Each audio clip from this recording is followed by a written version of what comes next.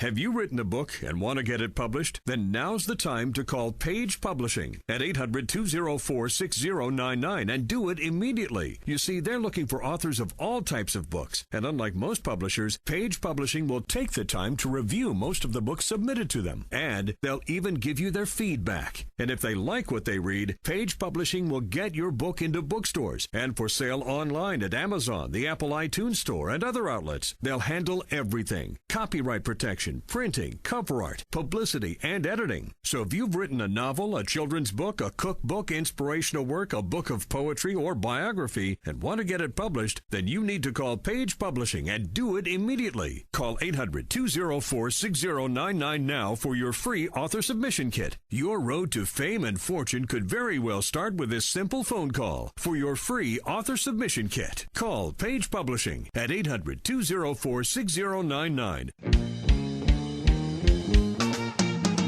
This is the Page Publishing Book Club. How you doing? How you doing, Rob? That's what they say in New Jersey. How you doing? I'm your host, Alice Stockton Rossini. I'm going to rock out for a minute on this fab bass line. Love this bass line. You know what? If you want to be a writer, join the club, because that is what the Page Publishing Book Club is all about, helping you overcome whatever obstacle it is that's holding you back so you can get the work done and emerge a published author. It doesn't matter what you want to write about, as long as you write from the heart, and that is exactly what our first two authors did. Charles Breitweiser wrote Inspiration of Time. It's a book of inspiring poems, and Charles has a story that will make you will make you believe that it is possible to turn your life around no matter how bad things get. Yes. When I was just a 17-year-old senior in high school, 1979, I was actually dead on arrival from a serious car. I don't know how they got my heart started, but then I went into a complete coma for 6 months, and they never thought I was going to survive. And when I did come out of this coma, I was just a bedridden cripple. Here I am, a young boy with the whole world at my feet. I had a football scholarship. I used to sing and drum in a rock band, and I had my own car repair business. And all these things got taken away from me. I was just emotionally devastated. The depression, the fear, the self-loathing. I can't describe how horrible it was. I was a miserable person. I'm just so glad they didn't know me then. How did you turn your life around? It was a poem that changed my life. It was like a slap in the face from God. I was sleeping one night in my miserable state of mind, and this great poem popped into my mind while I was sleeping. And I woke up in the middle of the night and wrote it down. It's called My New Attitude, and that's in the book, My New Attitude. See, like I'm the only poet to write a little description after each poem as to what inspired me to write it.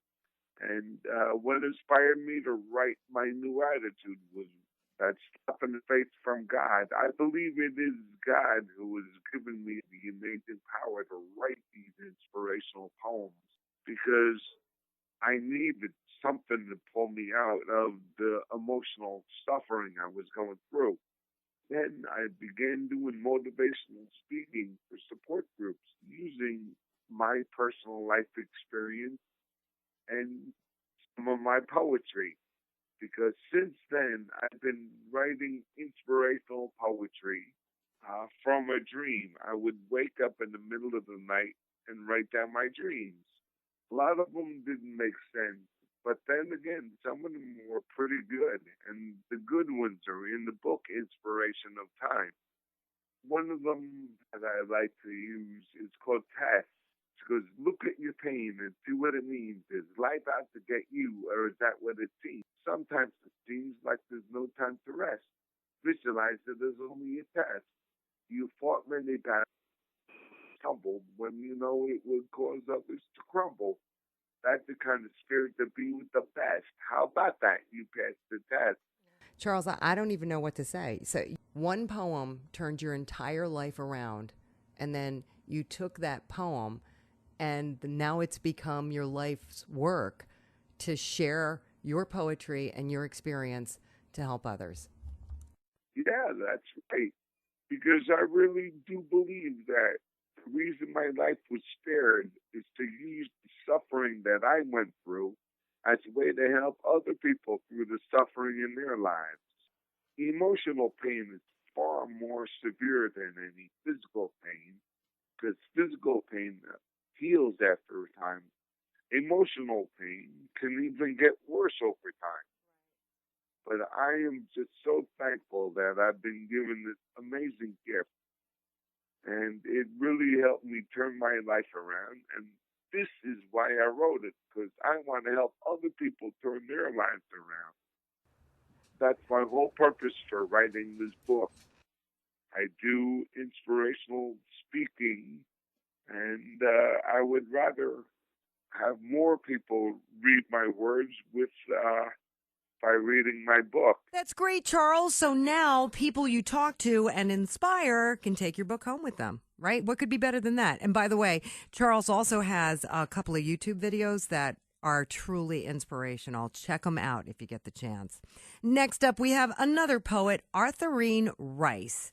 She's already a fairly well-known author where she lives. People know her for her poems, but now she's actually published her first book through Page, and it's called Life, Living, and Death, A Poet's Perspective.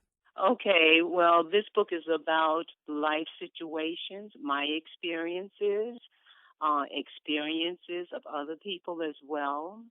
So it deals with friendships, death, dying, all aspects of life. Is this something you've been working on a long time? Actually, yes. It took a lifetime to basically compose this book, but yes.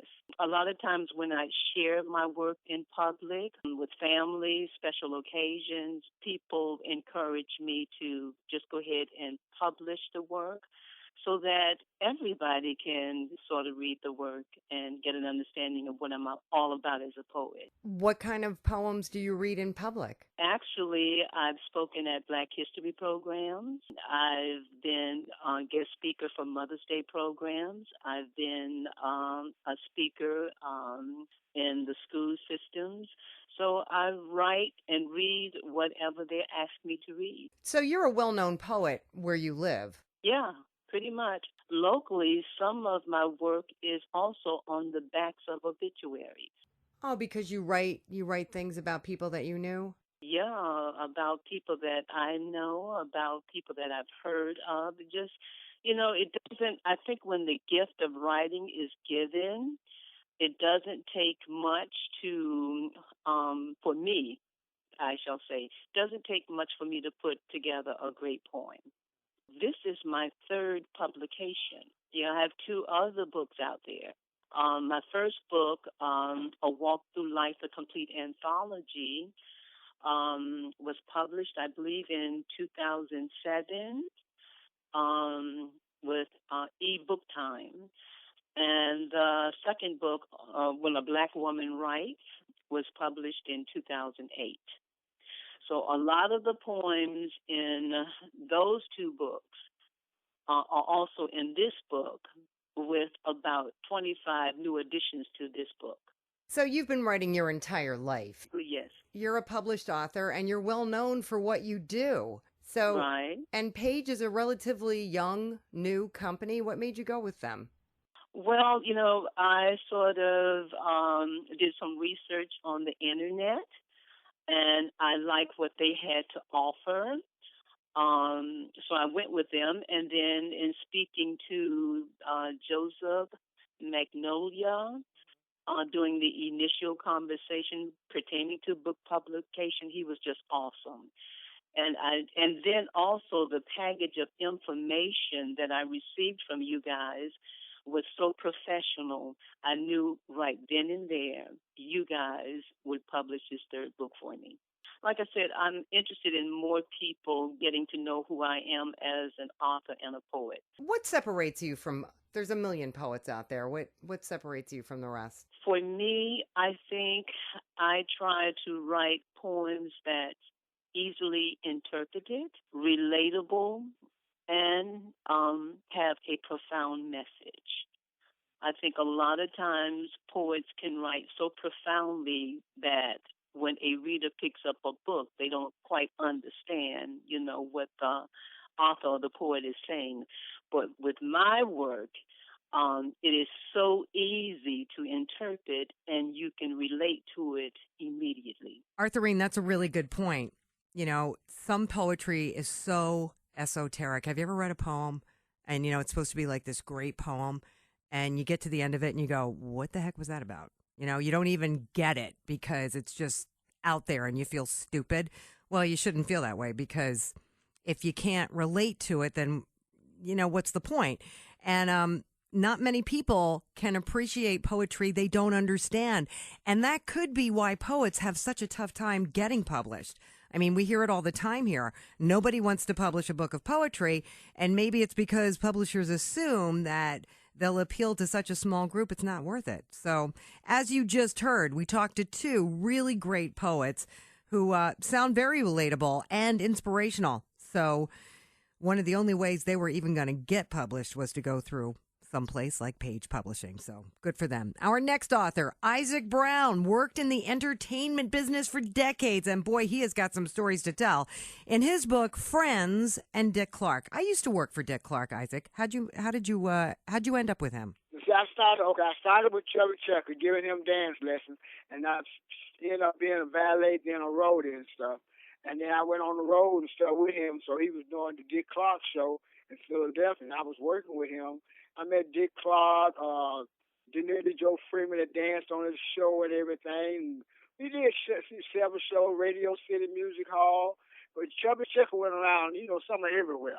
He basically, his audience was based, on the white side and stuff. So I met some very interesting people. So a lot of people and stuff that was out there and stuff I run into and stuff. I always said, I want to write a book about them and write songs about them. So I finally finished it all up. I got all the different ones from Oprah Winfrey, all the way down. Oprah Winfrey, you worked for her too? Well, we met her. But Chubby Checker met some of everybody, and I was with him. That's how the whole thing came about. We worked several times with Dick Clark's show and different, big time shows and stuff. And so that's how, everything went. The Drifters, the Gladys Knight and the Pips, Aretha Franklin, some of everybody. So were you a roadie? Is that what your job was? A roadie and a valet. My job was to make sure the show got on time. You must have some stories. Lady, you'd be surprised. I don't know. Would I? Well, that's the way life goes. So you were on the road with all these famous people, all these singers, all these crazy people. You must have a favorite story. Well, not basic and stuff. Yeah, about one of them, Dick Clark, used to always tell when they had a big show and stuff, and the guy that you put down off in the cannon and stuff, they three different guys went and put powder in the cannon, and they put too much powder in the cannon. So when it came time for the man to blast off, so when they shot him, it shot him clean through the top of the tent, and he landed somewhere else. And they could figure out how come everybody made a mistake on putting the powders in the cannon. Did he live? So they never said if he lived or not. I tell you what, you can search the thing on Dick Clark and stuff and some of his shows and stuff because he used to tell it all the time. I think he did survive. Isaac, you're a riot. So you retired and you finally had time to put all these stories together and to write them down, and you went to Page. How come you went to Page? Because they made me an offer on Floyd. I've been trying to get a lot of my books published and get it copywritten and everything and stuff. So they had an ad on TV and stuff about they would take care of everything. They would get the book published, all my rights and everything. Because the first thing the guy said to me, what first thing we're going to do is protect you against us. When I wanted to, find out what he meant, he let me know everything. So after running around in this town for about a year or more and stuff, trying to get songs published, trying to get books published and stuff, so I figured that was the best bet, and he turned out to be, they turned out real good. Are you going to travel around with your book? Yes, I am. And sign copies and go to different cities? Yes, I am going to do all of that. We're going hopping today where things are popping. All right, Isaac Brown retired from the road to go back on the road with his book about being on the road with performers from the 50s, 60s, and 70s. He may be coming to a city near you in the not-too-distant future, so look for him. Got some music for Dick Clark here. And I'll jump and You like the American Bandstand theme, right? Who doesn't remember that? I don't remember it. It was even before my time. But that was one of Dick Clark's many claims to fame. And we're going to take a short break. We will be right back with more of the Page Publishing Book Club. Do not leave me now. We're going hopping. We're going hopping. Have you written a book and want to get it published? Then now's the time to call Page Publishing at 800-204-6099 and do it immediately. You see, they're looking for authors of all types of books. And unlike most publishers, Page Publishing will take the time to review most of the books submitted to them. And they'll even give you their feedback. And if they like what they read, Page Publishing will get your book into bookstores and for sale online at Amazon, the Apple iTunes Store, and other outlets. They'll handle everything. Copyright protection, printing, cover art, publicity, and editing. So if you've written a novel, a children's book, a cookbook, inspirational work, a book of poetry, or biography, and want to get it published, then you need to call Page Publishing and do it immediately. Call 800-204-6099 now for your free author submission kit. Your road to fame and fortune could very well start with this simple phone call. For your free author submission kit, call Page Publishing at 800-204-6099. Welcome back to the Page Publishing Book Club. I'm your host, Alice Stockton Rossini. We have a real potpourri of authors tonight. A little bit of this, a little bit of that. One of those stories is bound to inspire you. It's got to. One of them is going to make you jump out of your seat and say, I have to start writing right now. Our next author is a retired teacher. Adrian Ball is on the line. He wrote Class Dismissed.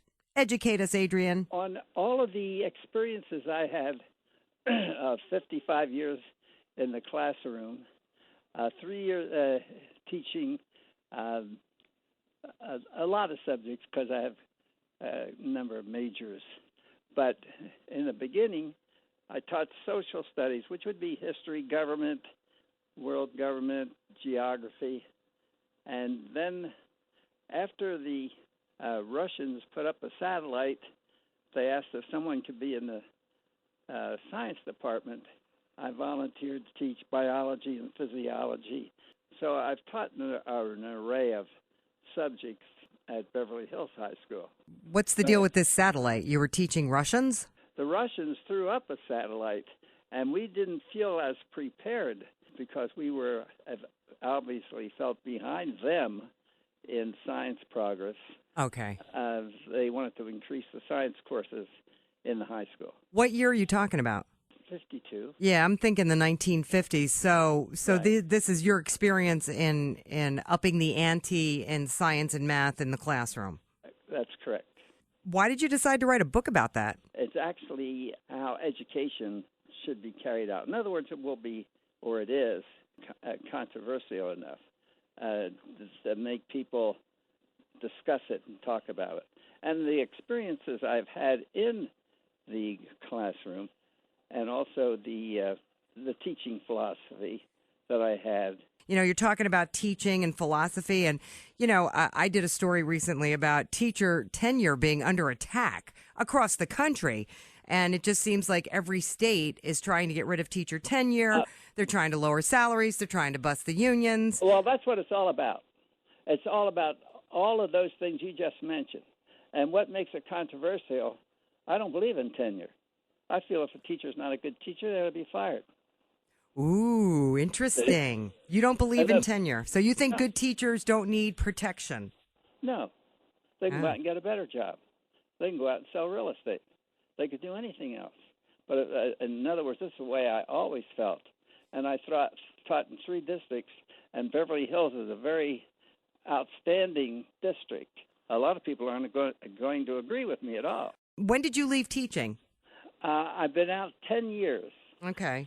However, all of the years I was in, and I was in 3 different districts, but 51 of those years was at Beverly Hills High School, which happened to be a wealthy school district. Yeah, I can imagine. Well, let me ask you this, Adrian. I went out on the street recently, and we were doing a story dealing with teachers, and I was asking them if they felt like they were being attacked. And I interviewed a kid who had just graduated from college, and he said the problem today is that older teachers won't leave the classroom soon enough, and they don't understand students the way younger teachers do. And they're hanging on for dear life and hanging on to their jobs and not moving on fast enough. What do you say to that? Actually, I don't believe any of that. Actually, if they didn't want me in teaching, I'd leave. I'd go out and get a better job because the pay isn't that high that would say, oh, I just can't lose this job. Right. So I'd get a better job. That's where my book gets controversial because a lot of them are mentioning what you're telling me, which makes it more interesting. They wonder why I would feel the way I do. And I just don't feel that a job should be that secure for anyone. If they don't do a good job, fire them. Adrian, I got to tell you, a lot of politicians would agree with you. Teacher tenure is hotly debated. It's a hotly debated issue across the country, certainly here in the New York metro area, especially right across the river in New Jersey, where Governor Christie has practically waged a war on teachers. But I have to say, I come from a family of teachers, and I can tell you they would engage you in a heated debate over protections decent teachers need, and they would argue deserve. So, if nothing else, you've definitely hit a nerve here, Adrian, and that's okay. I'm a great believer that we need more discussion, not less. So, finally, we're going to go out to Oregon now and visit with Colleen Walsh. She wrote a love story called Yesterday's Pizza, and already she knows she's got a winner. Well, Page Publishing, whom I love, they are putting out a press release, and they say it's an innovative work of romantic fiction that is adventurous and engrossing. I like that. I love that. So was it your own relationship? I mean, usually there's a turning point. Usually there's that point where you go, okay, I'm going to write this. Something happens. Well, I had a coworker named Greg Williams. He's an author. I don't know if you've heard of him. He was working on his first novel, Younger Than Springtime. So during breaks and all, we would talk, and I would ask him about the process and how it is writing it. And I was wondering, what would I write about if I wrote about something? And it was just a beautiful day, sunny, and I went out into my backyard, sat on the grass with a spiral notebook, and the stories just sort of fell out of my head onto the paper. It didn't take me long to write it at all, the outline.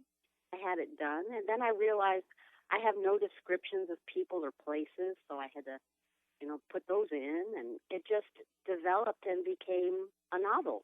So I just had a lot of fun doing it, and now it's done. You have writer friends. Did they read it? Oh, yes. My friends and relatives have read it. I have some fun reviews on Amazon from the readers. They're really enjoying it. My neighbors are. And I'm going to have a book signing in my little community here.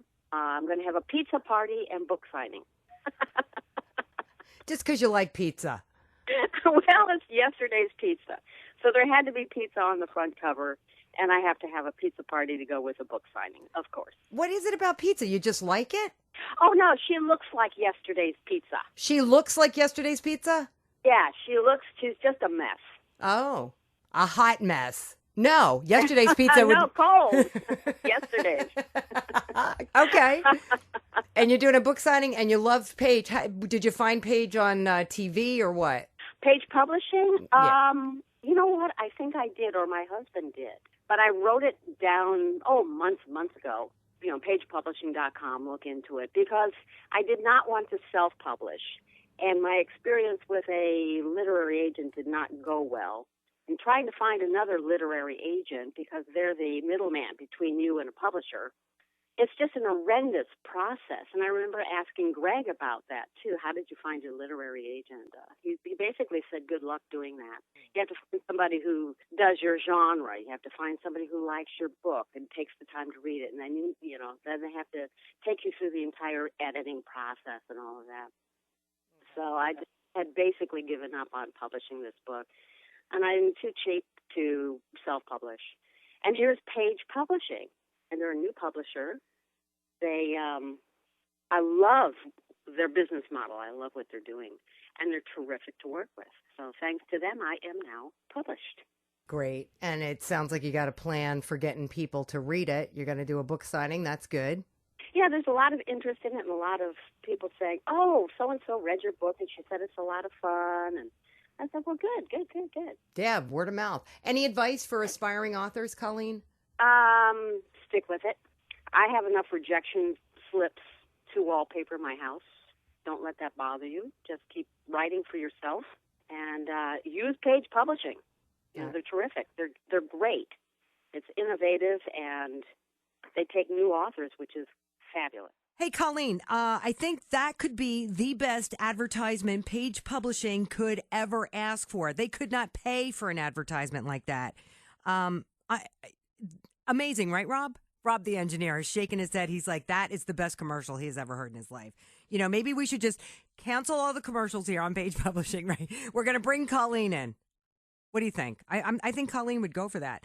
I have to say, you know, Colleen was lucky. Not every author is so inspired. You know, sometimes you got to break down a couple of walls to get where you need to go. And, you know, sometimes you just have to wait till, you know, it hits you. And when it does, you have to be ready to write your story down in an outline in one afternoon, like Colleen did. The point is, it can happen to you. It will happen. And when it does happen, however it happens, you have to be ready to take whatever time you need to write. Put your story together.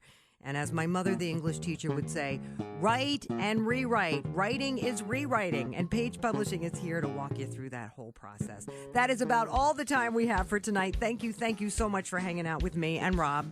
Rob Barrett's my faithful engineer. He makes all of us sound a little bit better than we really do. Stop by next week for another edition of the Page Publishing Book Club right here on 710 WOR. I'm your host, Alice Stockton Rossini. Enjoy the rest of your weekend. Have you written a book and want to get it published? Then now's the time to call Page Publishing at 800-204-6099 and do it immediately. You see, they're looking for authors of all types of books. And unlike most publishers, Page Publishing will take the time to review most of the books submitted to them. And they'll even give you their feedback. And if they like what they read, Page Publishing will get your book into bookstores and for sale online at Amazon, the Apple iTunes Store, and other outlets. They'll handle everything. Copyright protection, printing, cover art, publicity, and editing. So if you've written a novel, a children's book, a cookbook, inspirational work, a book of poetry, or biography, and want to get it published, then you need to call Page Publishing and do it immediately. Call 800-204-6099 now for your free author submission kit. Your road to fame and fortune could very well start with this simple phone call. For your free author submission kit, call Page Publishing at 800-204-6099.